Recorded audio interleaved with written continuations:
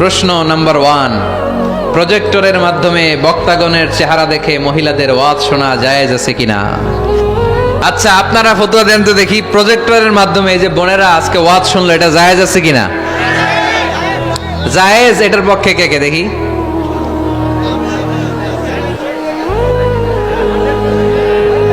হাত নামান।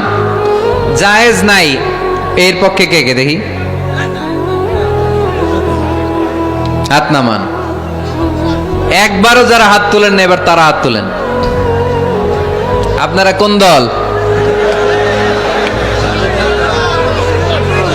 আমরা জানি না দল না সুবিধাবাদ। আলহামদুলিল্লাহ, আজকে দেবদুয়ারে অনেক মুফতিদের সাথে পরিচিত হলাম। মুফতিরা ফতুয়া দিয়ে দিয়েছে। প্রথম অর্ধেক ফতুয়া দিয়েছে জায়েজ, বাকি অর্ধেক ফতুয়া দিয়েছে জায়েজ নাই। আচ্ছা শোনেন তাহলে উত্তরটা।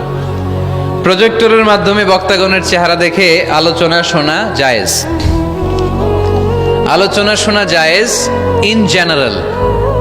প্রশ্ন বুঝে নেন, ভেঙে চুরে বুঝিয়ে দিচ্ছি যাতে প্যাচ না লাগে।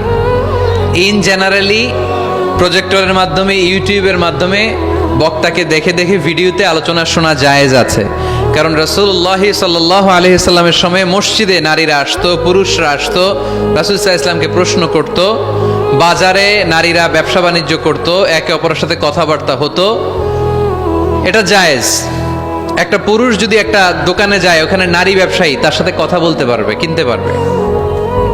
একটা টেইলার্সের দোকানে যদি কোনো নারী যায় কাপড় কেনার জন্য, সেখানে পুরুষ ব্যবসায়ী তার চেহারার দিকে তাকাতে পারবে, কথা বলতে পারবে, যদি হেজাব পরে থাকে, শুধু ফেসটা খোলা, ফেসটাও ঢেকে রাখলে আরো ভালো। তার মানে পাবলিক প্লেসে নারী পুরুষের জরুরি প্রয়োজনে চাহনি, কথাবার্তা, এটা জায়েজ আছে, এটা জায়েজ। তাহলে প্রজেক্টরের মাধ্যমে বক্তাগণের চেহারা দেখে মাহফিল দেখা, এটা জায়েজ। সমস্যা কোথায়? সমস্যা হচ্ছে কোনো নারী যদি কোনো বক্তার চেহারা দেখে অন্য কিছু ফিল করে, সে যদি তার প্রতি আসক্ত হয়, শুধু ওই মহিলার জন্য না জায়েজ। ওই মহিলা ভিডিও দেখতে পারবে না, ওই মহিলা অডিও শুনবে, ওই বক্তার অডিও আলোচনা শুনবে।